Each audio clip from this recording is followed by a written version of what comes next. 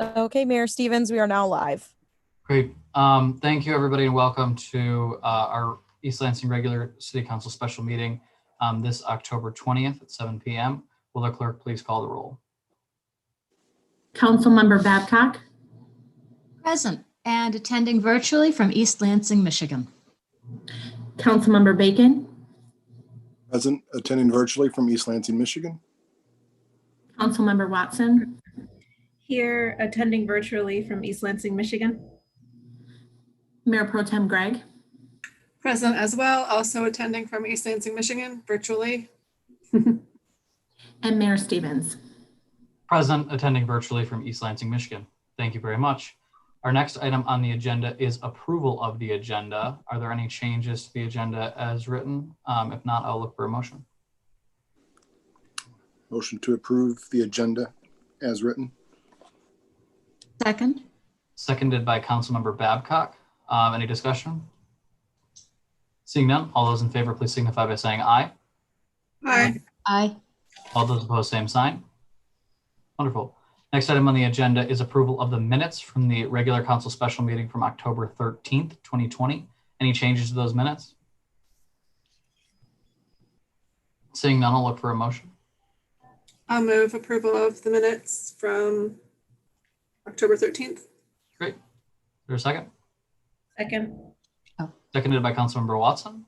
Any discussion? Seeing none, all those in favor, please signify by saying aye. Aye. Aye. All those opposed, same sign. Wonderful.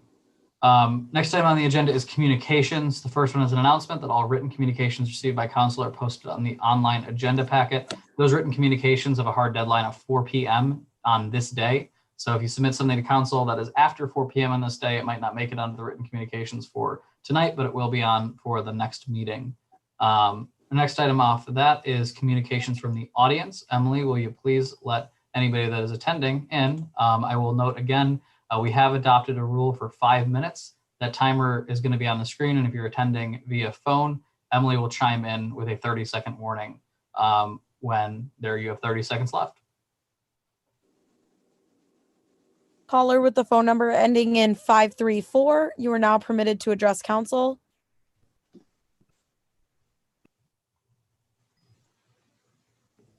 Hi, this is Ann Hill at 685 Buteo.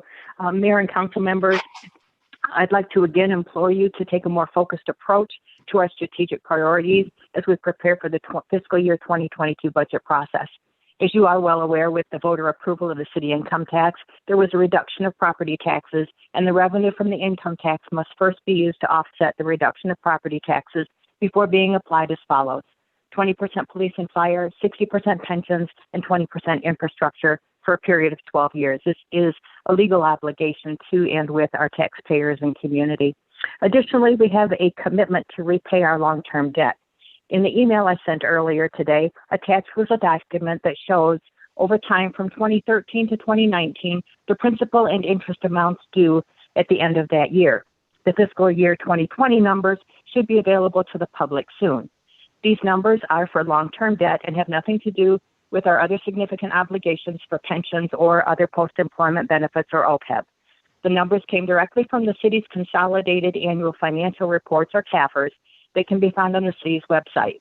Principal alone for all activities went from $67 million in 2012 down to $54 million in 2015, and then began to rise again with the infrastructure investments to the 2019 principal amount of $77 million, which increases to $95 million when interest is added. We still have significantly more work to do on our infrastructure, and additional financing commitments have already been made. These investments were made either because of ordinance changes that were approved by former council members that allowed for taller buildings in the downtown area, and thus additional capacity was needed to deal with the higher population density and or the aging of our sewer, stormwater, and road infrastructure systems. In 2015, shortly after DPW Director House was appointed to fill that position, he presented to the Council of Neighborhood Presidents an infrastructure update. My email includes a link to that document, which I believe is an excellent primer for someone interested in getting an introduction to the status of the city's infrastructure. Keep in mind, several things have happened since that update was given, and Director House has given regular updates to council since then. At almost every turn over the past 5 years, however, there have been surprises and additional expenses. Shortly after Phase 1 of the Water Resource Recovery Facility, or WRRF, was completed in November of 2016, an MSU sustainability document featuring MSU's John LaFave, Design Administrator, IPF Planning, Design and Construction stated, quote, "While LaFave acknowledges that more sustainable and efficient improvements are an industry trend, he also points out that municipalities experience constant financial challenges when upgrading aging infrastructure." Mr. LaFave is quoted as saying, "WRRFs face a tremendous amount of pressure to keep the public cost reasonable," end quote. A link to the full article was provided in the email that I sent to you earlier today. As we go through the next year or two, the impacts of the pandemic can only complicate and exacerbate an already difficult situation. As taxpayers, we have already seen significant rate increases over the past 5 years to our sewer meter rate bills. And I'm sure that the City Manager Lahanas, Director of House, or Finance Director Felposh can provide us with the details. In short, I ask that all areas of city government, including component units such as the DDA and the BRA, do everything possible to reduce expenses to the city, and that we take a more focused approach to our strategic priorities for fiscal year 2022. For several years, and in some cases decades, we have held off on much-needed infrastructure improvements while funding other projects. I am now asking that we delay some of those other projects until after the infrastructure work is done. On a separate note, since the sewer and water meter billing provides much of the revenue for the infrastructure improvements, and MSU has a minimal number of persons on the premises with online classes, will that have an impact on revenue amounts typically received from MSU that should have been put toward payment for our long-term debt? And also, will the non-MSU property billing rates be increased to 30 offset seconds, any please. reductions to MSU contributions? Thank you for your time. Thank you, Ann. And I just want to clarify something really quick. In your email that was sent at 6:54 today, you referenced an earlier email sent to us today. I am not seeing that in my No. inbox. No, I sent you one email today. That email has a link to Director House's presentation. Okay. It has all right. a link Then, to yeah, the, this is the slowing layer. yep, to the Yep. MSU sustainability. And then I've also included an Excel document, which that's where I got the information from the CAFRs and such. Great. Well, then I'll be happy to review kind of what you put in the email and then said to us today. There's a lot of information in there. I don't want to necessarily answer your questions off the cuff if I don't have the correct answers in front of me. So thank you for calling in. Thank you. There are no more callers on the line. Okay. So that leaves us to communications from the mayor and council members. I will start on my left, Councilmember Babcock. Thank you. Well, it's fall, and that means a few things. First, flu shots. Second, spring forward, fall back. I had a cousin who was a firefighter, and it's fair to say he was also a piece of work. But his best advice, the best advice he ever gave me was spring forward, fall back.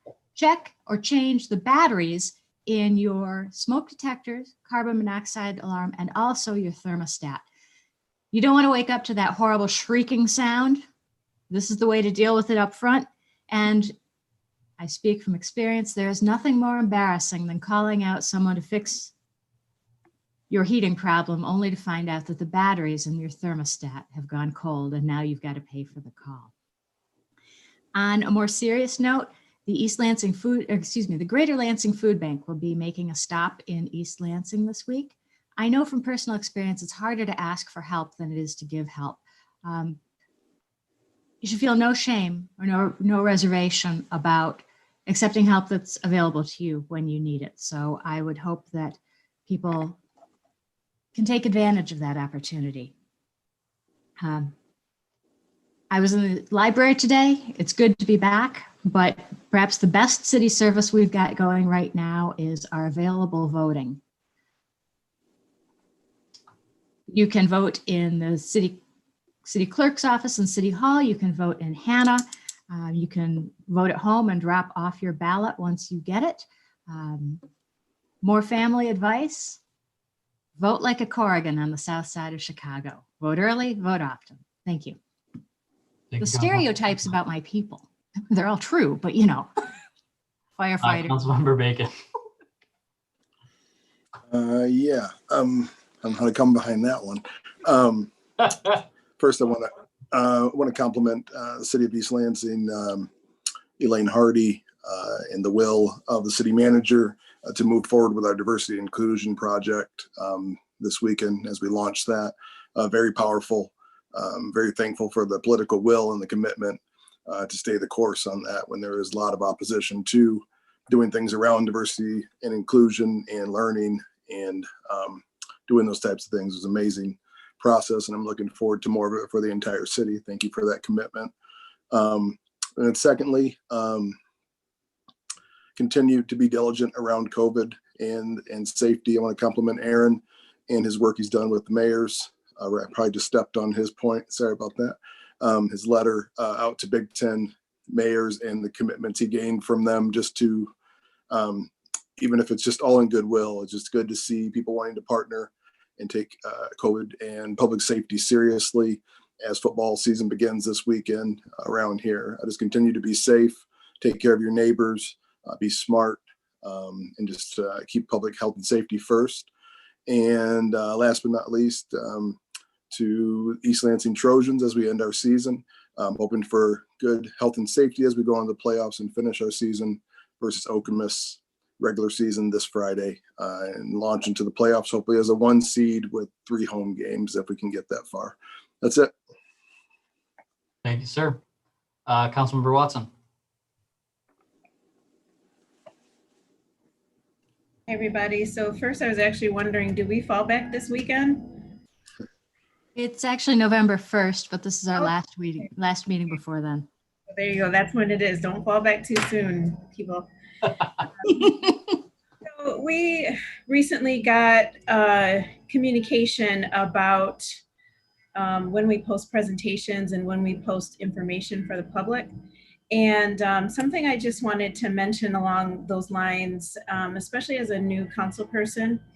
So I could benefit, even myself, from getting some presentations, even if it's during the meeting, as opposed to looking at them on Zooms. Like sometimes on Zooms, as you all might recall, I asked to go back to certain slides, and that's because I can't see everything that I'd like to see. And then sometimes it just takes a little bit more for me to retain the information.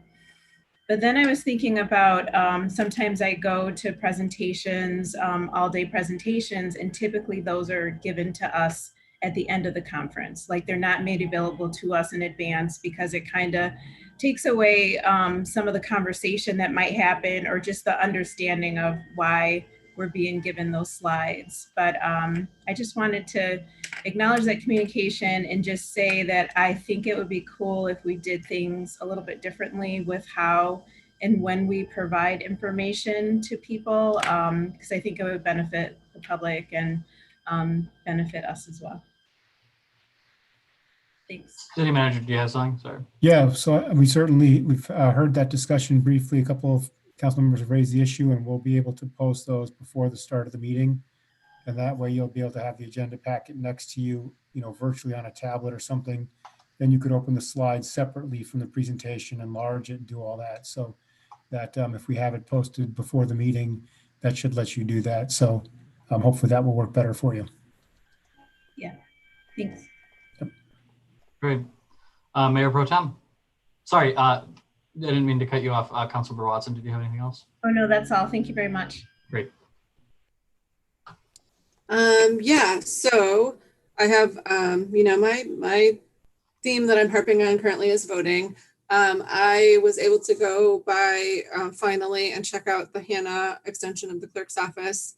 So I just wanted to reiterate again, for anybody who is possibly concerned with distancing and feels maybe a little bit concerned about how tight the quarters are at City Hall. They're not ridiculous, but it is definitely a slightly smaller area than is set up at Hannah Center. I went in today, I chatted with the folks that were manning that station, including former City Clerk Marie Wicks. It was nice to catch up with her. I cast my ballot. It was very spacious. I felt very safe. So if anybody's got any concerns about distancing or safety in public, I would recommend checking out the Hannah Center extension. Also want to mention that today marks 2 weeks before our election on November 3rd, which means that you can no longer apply to, or you can no longer register to vote online. You have to register in person. So if you are not already registered to vote and would like to cast a vote in this election, you have to go into the clerk's office, either the City Hall or the extension, or if you happen to not be in East Lansing, your local clerk, but why would you be watching this meeting? That would be ridiculous. And you can actually register to vote, apply for an absentee ballot, receive that ballot, and turn it in all at that same visit. So it would be well worth it. I think Director Shelley from the library sent me the press release for an art installation that is currently being hosted at our library, which I'm really looking forward to checking out. I had not had a chance to go by. It's mounted outside, so you can go and appreciate it without having to go inside. The artist is Vivek Valenki.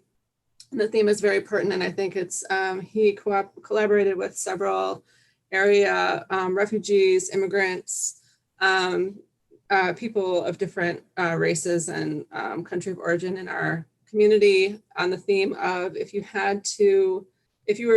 what would you take with you if you were forced to leave today? So it's a very deeply meaningful set of photographs.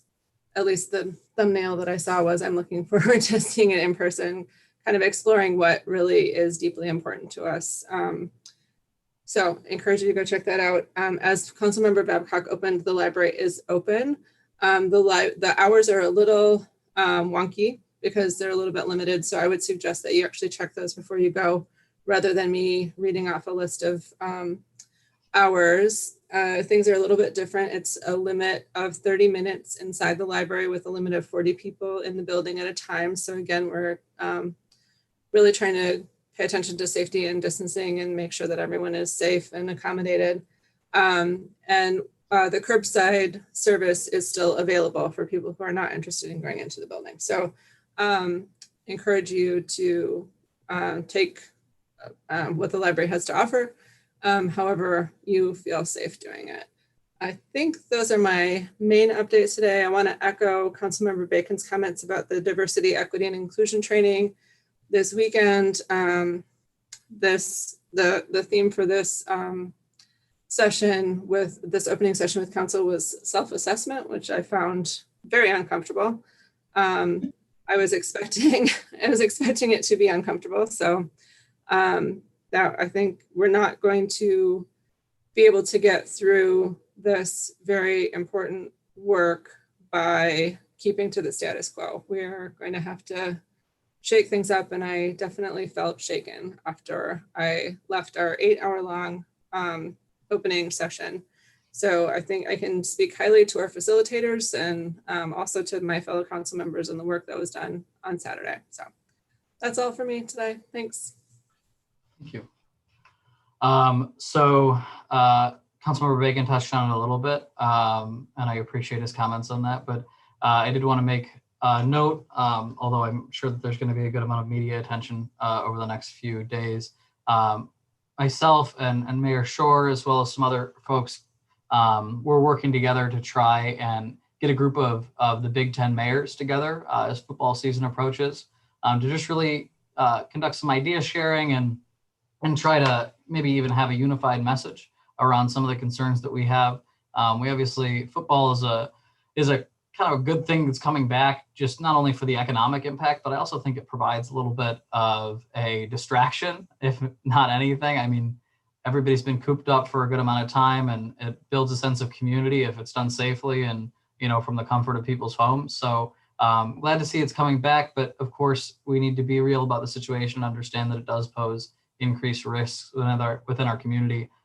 So we did have a meeting of a good amount of mayors or their representatives from their office last Friday. And that culminated with a letter that was sent out to the Big Ten yesterday with a press release that was sent out today on the item. Really just asking for a couple of things. The Big Ten's already taken some really good steps in terms of tailgating and attendance of actual games, but a couple of steps that might help community folks as well. And cities, everybody's got kind of a different situation in their city, but these are things that we, I think really all thought were things that were reasonable to push for. So appreciate other mayors that signed on and everybody that helped out with the effort, especially appreciate city staff. I'm gonna just say Nicole Mosteller directly worked with me on this item and was instrumental in it even happening. So really just wanna give her kudos because I definitely have never gotten a group of a bunch of politicians together on very short notice to try and draft a document, and it was not the easiest logistically, so I appreciate you, Nicole. My next thing is I was going to talk about agenda attachments posted on the agenda beforehand, but I actually think we covered that. I as well share the same opinion that I think things should be posted beforehand. I don't necessarily think that it needs to be posted when the agenda is posted, but whenever it's available. I think that that's reasonable, and it's helpful. And then I will echo the same comments on the first day of equity and inclusion training. Just really getting into a vulnerable state and addressing our own biases is something that is going to be uncomfortable, but I think that it's important. So really glad to see council commitment on it. And I think, Ron mentioned this a little bit, but we've been through some, I've been through one or two of these myself. And I think that it's been done really, really well. And I think that the commitment to the time and actually the space to do what is really necessary was great. And so I appreciate council and staff and Elaine Hardy and George for putting this together and getting us through. So that's really all I've got. And I will just say, echo everybody's comments, the safest way to vote is to vote early. And that's something that I have said several times to reporters and people in the community. How do you stay safe when voting during COVID? And the truth is, the best way you can stay safe is by voting at a day when you might not have a bunch of people in line. And so you can come to our clerk's office. We've got extended hours and appreciate their work on that because they're working day and night to try and make sure people can have their voice heard. Vote absentee, vote early, and register early. You still have that opportunity to do that. So appreciate all the work. Go ahead, Mayor Pro Tem. And also don't vote often. Don't commit voter fraud, please. Yeah. Even though I've said that, but do vote early. Do vote early. Great. Thank you, everybody. And again, as we go into football season here, we're not going to have a council meeting for a little bit, but we're taking every step that we can. I want to appreciate the city manager's office, MSU staff, and really a lot of folks at the city that are doing really great work to try and make sure that folks are celebrating safely. So next few weeks are going to be tough, and we're gonna try to respond to everything that we can as it happens. But I appreciate our businesses that are taking some steps to make sure that there's reservations, there's apps for lines, a lot of different things are happening, a lot of moving parts to make sure that folks are safe. And the one aspect that we don't have control over is personal responsibility. So if we can get that in the mix as well from everybody in our community, then I think we're going to be good. But appreciate everybody on that. So our next item on the agenda is our city manager's report. City Manager Alhaas. Thank you, Mayor. So I also want to thank council for your commitment to our diversity, equity, and inclusion initiative. It's when we laid this out a couple of months ago, it really was a big ask for council, your participation. And I saw on Saturday all of your great commitment to it. Everyone was there for 8 hours. It was a lengthy day, a lot of good information shared, and I greatly appreciate it. I know for professional staff, it's one thing to give up time and effort, but you guys all have other jobs you have to do and things you have to do as well as being council members. So I do appreciate the commitment. And I know we've got a number of weeks ahead of us over the coming months. So thank you in advance for that. Also, thank you to Elaine Hardy for helping to set it up, and the staff at the Hannah Center who made the day run smoothly for all of us. So thank you to them. I also want to remind people that Halloween trick-or-treating is October 31st, a Saturday.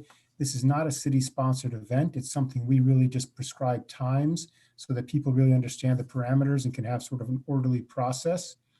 We're really not recommending that people do trick-or-treating either on the side of giving candy or on the side of going out with children, but we're not saying it's, of course, prohibited in any way. But if you do participate in either side of that, please go onto our website. We have a press release on it.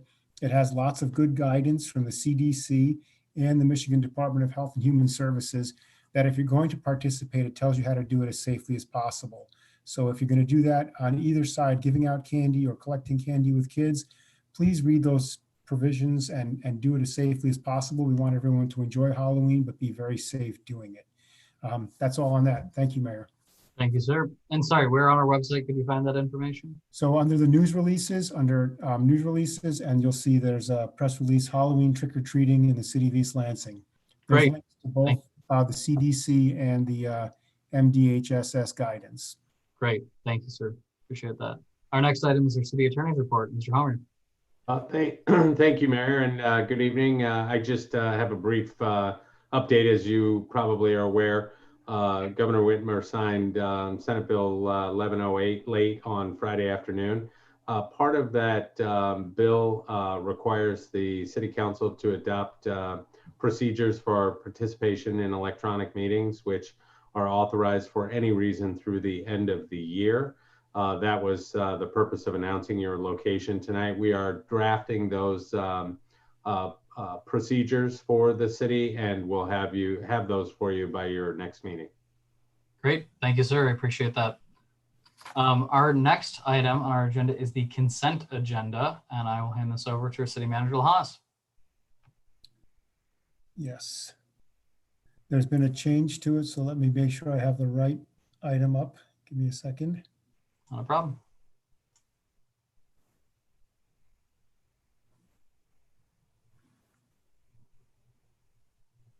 Okay, we have the following items on the consent agenda for council's consideration. Item 3.1, approve the following appointments or reappointments to boards or commissions. A, Helen Josephson to the University Student Commission for a full term ending on September 30th, 2021. B, Kojo Enyu to the Zoning Board of Appeals as an alternate for a partial term ending on December 31st, 2021. C, Emma Frick to the University Student Commission for a full term ending on September 30th, 2021.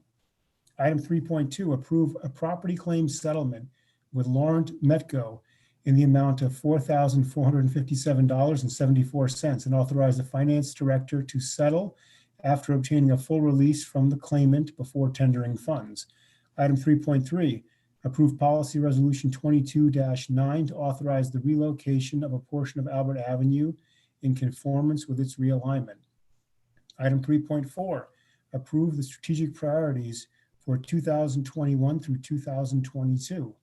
Item 3.5, approve street closure for Glencairn Neighborhood Association socially distanced Halloween parade. Those are all the items on the consent agenda for council's consideration. Great. Thank you, sir. Does anybody want any item taken off the consent agenda? All right, seeing none, I will look for a motion.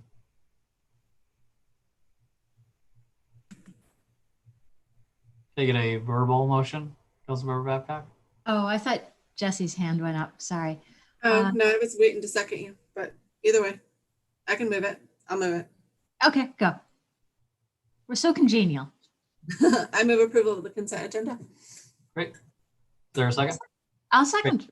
Seconded by Councilmember Babcock. Any discussion? All right. Seeing none, all those in favor, please signify by saying aye. Aye. Aye. All those opposed, same sign. Wonderful. Next, we are on to our business agenda, and we are flying through the agenda tonight. Our first item on the business agenda is consideration of policy resolution 2020-8, authorizing the sale of city parking lot 4 to MSU FCU, authorizing the mayor or city manager to sign. This is Mr. Fehrenbach. Good evening, Mayor and Council. As the Council is aware, the voters authorized the sale of the parking lot number 4 to MSU FCU in March. And on September 22nd, the Council approved the site plan and special use permit. Tonight before you is this final action necessary for the Council in order to effectuate the sale. Essentially, by approving this resolution, you're authorizing the city manager to execute the documents that are necessary to close the transaction upon the review and approval of the city attorney. The close must occur prior to November 6th, at which time the city will receive the funds as outlined in the purchase and sale agreement. More details are available in the staff memo. And with that, staff does recommend approval of the resolution number 2020-8, which authorizes the sale of city parking lot number 4 to MSU FCU and authorizes the mayor or city manager to sign the related closing documents upon or as reviewed by and approved by the city attorney. And I'd be happy to take any questions you might have. Any questions for Mr. Fehrenbach? All right, seeing none. Mr. Elhannes, did you have anything on this? At the end of it, after your vote, I would like to make a brief comment, if I might. Absolutely. Then I will look for a motion on this item. And if we could have the full motion stated on this, that'd be great. Yep, I was just looking for it. I will move approval of policy resolution 2020-8, authorizing the sale of city parking lot number 4 to Michigan State Federal Credit Union, and authorizing the mayor or city manager to sign the related closing documents as reviewed and approved by the city attorney. Great. Is there a second? Second. Seconded by Councilmember Bacon. City Attorney, was that a acceptable motion at this point? Yes, it is. Great. Any discussion on the item? Wonderful. Well, I actually will, I won't say anything. I'll leave it for the city manager then. All those in favor of the motion, please signify by saying aye. Aye. Aye. All those opposed, same sign. Wonderful. That passes. Actually, Councilmember Watson, you were muted during that time. Did you vote in the affirmative or the negative? Aye, yeah, in the affirmative. Great, thank you. So with that clarification, that passes unanimously. City Manager Elhannes.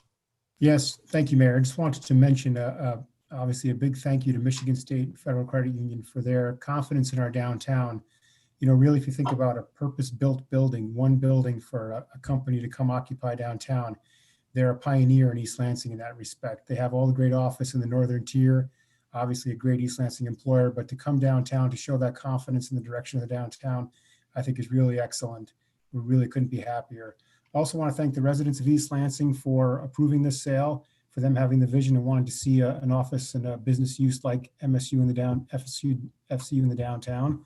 And of course, thanking council for supporting it and staff for all their hard work to bring this to the conclusion at this point. Look forward for them to actually be building the building and have them occupied, hopefully in the near future, and for the direction the downtown will be going with that. So thank you all for your work on it. It's greatly appreciated. Thank you, City Manager. And it's a beautiful day in East Lansing. It really is to see this come to where it is. So very, very happy to be here. Proud to be on this council. Our next item on the agenda is consideration of Ordinance 1489, an ordinance change the name of the Human Relations Commission to the Human Rights Commission. Our staff liaison to this is Shelley Newman. Yep. I'm actually going to just jump in for, okay, yeah. Obviously, this is a pretty straightforward thing. It came to our agenda a couple of months ago. There's been discussion about changing it over years. Obviously, one of the reasons is that human relations is a bit more of a cryptic term. People don't always know exactly what that means, and sometimes they confuse it with human resources, actually. So changing it to human rights is a more common term that people understand. And I think that that was the reason of the recommendation. And if anyone has any questions. Go ahead, Councilmember Bacon. Yeah, I think this was initiated under when you were liaison, Aaron. I think just picking up on it and having worked on this commission, it was also very difficult in with branding and doing a lot of outreach types of things. I remember the challenges around just letting people know kind of what the Human Relations or Human Rights Commission does and all that. It was a really big challenge before. So I'm hopeful that this will allow them to do some additional things with their brand, as well as making sure people know where to come when there are issues and to file complaints and to do those types of things. I'm hoping this will be a catalyst for that. So this seems like good work. Great. Thank you, Councilmember Bacon. Second to that, Councilmember Babcock. And my understanding is they voted unanimously in favor of this change. Is that correct? Yes. Thank you. Great. I will look for a motion then. Motion to approve ordinance 1489, in order to change the name of the Human Relations Commission to the Human Rights Commission. Is there a second? A second. Fast on the draw tonight. Seconded by Councilmember Babcock. Any discussion? I just wanted to echo what both you and was it? No, wait, Laurent, not you. What George and Ron said. We've got a real motivated group of commissioners on this commission that are undertaking some difficult and important work. And I think that this name is a little bit more reflective of the work that they've been doing. It should ease some questions in the community about what the purpose of that commission is, and hopefully kind of smooth the pathway for them to keep doing the significant work that they've been doing. So I think it's great. Great. Any other comments? All right, seeing none. All those in favor of the motion, please signify by saying aye. Aye. Aye. One more time. All those in favor of the motion, please signify by saying aye. Aye. All those opposed, same sign. Wonderful. With that, the motion passes unanimously. That is actually the end of our agenda, and in record time, we are getting through a city council meeting. Ron, I got you. Well played. So thank you everybody for tuning in. When's our next city council meeting, City Manager Lahanas? It's the 10th. Let me just check the date. Give me a second here. We have 2 weeks off. Yep. So It will be the November 10. Yep. So I just wanted to put a plug in there that if folks need to communicate with council, please email us at council@cityofeastlansing.com. We won't be meeting publicly at this point unless something changes. Obviously, meetings would be noticed beforehand if it did. But there's a lot of big things that are happening, and obviously a lot of things that happen on the agenda tonight. So thanks to everybody, and we'll see you in a